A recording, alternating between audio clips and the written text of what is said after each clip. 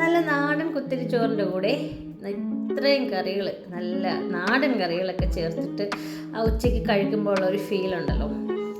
അപ്പോൾ ഇന്നത്തെ lunch video നോക്കാം. നല്ല നാടൻ കുത്തിരി ചോറ് എടുത്തിട്ടുണ്ട്.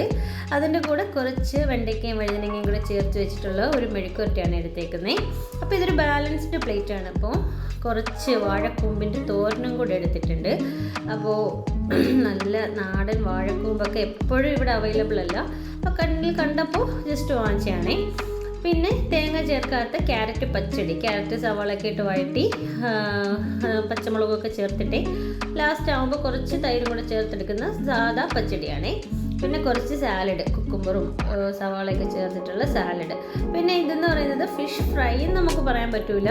പാനിൽ ജസ്റ്റ് ഓയിലൊന്ന് സ്പ്രേ ചെയ്തിട്ട് മീൻ ഇങ്ങനെ മാരിനേറ്റ് ചെയ്ത മീൻ അങ്ങോട്ട് ഇട്ട് കൊടുത്തിട്ട് അടച്ച് വെച്ച് കുക്ക് ചെയ്തെടുക്കുന്നതാണേ. തിരിച്ചു മറിച്ചൊക്കെ ഇട്ട് കുക്ക് ചെയ്തെടുത്താൽ മതി. അപ്പോൾ ഒരുപാട് ഓയിലിൻ്റെ ആവശ്യമില്ല.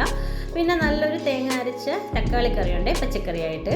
പിന്നെ നമ്മുടെ മാസ്റ്റർ പീസ് ഐറ്റം ഇതാണ്, നല്ല കാളാഞ്ചി കറി വെച്ചതാണ്.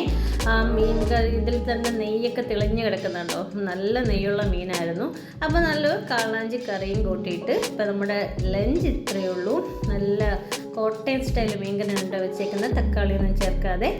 അപ്പോൾ ഒരു പിടി എല്ലാ കറികളും കൂടെ ചേർത്തിട്ട് നല്ല നമ്മുടെ വാഴക്കൂമ്പ് തോരനും പച്ചടിയും ഈ പുളിമുളകും എല്ലാം കൂടെ ചേർത്തിട്ട് നന്നായിട്ടൊന്ന് മിക്സ് ചെയ്ത് കഴിച്ചാൽ മതി.